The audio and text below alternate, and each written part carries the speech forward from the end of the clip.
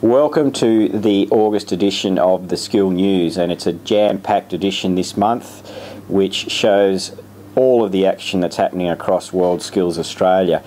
Our main focus, I suppose, is still our skilleroos as we prepare them for the 41st international competition in London, and several of them are still involved in overseas training exercises even at this late stage. In fact, we've got Guy Brooks, our welding competitor in China at the moment, honing his skills, and as well as Guy, we've also got many others, in fact all of them, who are busily honing their skills and really refining those areas that were identified during the recent Global Skills Challenge. We hope that you know, they're working hard. I'm sure they are. We're doing what we can to provide them with the best opportunity to succeed, so it's now up to themselves and to their trainers to make sure that those last minute preparations are complete. And we are down to less than 9 weeks to go, so it's not long to go now till London.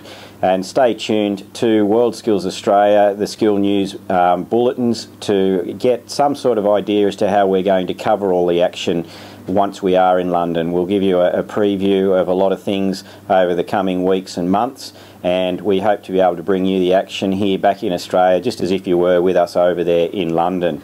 As well as our international competitors, of course, we have our regional competitions happening all around Australia as we speak.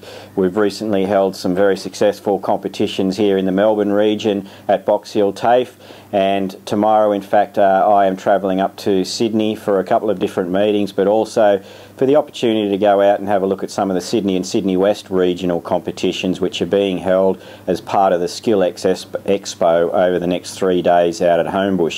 It's going to be a great opportunity to have a look at some of the young talent that's coming through, but also a great opportunity to have WorldSkills as part of the SkillX Expo and hopefully spread the word about the competition process and attract a little bit more interest that way. TAFE New South Wales have done a great job in organising the regional competitions for the Expo, but they've also been hard at work getting a major tri-trade display happening over the 3 days out there too. So for all of those people who have the opportunity, it'd be great to have a look at all of the action, and hopefully we can bring you some of that action on WorldSkills TV on the wide world of skills probably next week.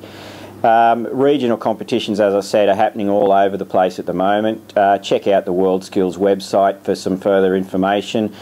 Contact the regional locations if you need more information, more specific information, but if you do get the opportunity, please go ahead and have a look at hopefully some budding skilleroos in action.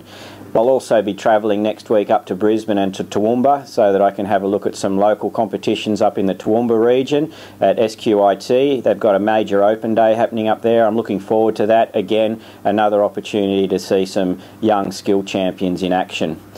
From other aspects of WorldSkills activity, we've also been busy with some of our sustainability initiatives. You can see some of that in our Skill News. We've been involved in participation in some conferences, the Skills Australia conference, so you'll see some action there, as well as many different bits and pieces from around the world of WorldSkills. So I hope you enjoy our offerings this month. And please, if at any time you'd like to contribute or provide some feedback or request more information, don't hesitate to contact us via our email info@worldskills.org.au. Thank you, and enjoy the Skill News.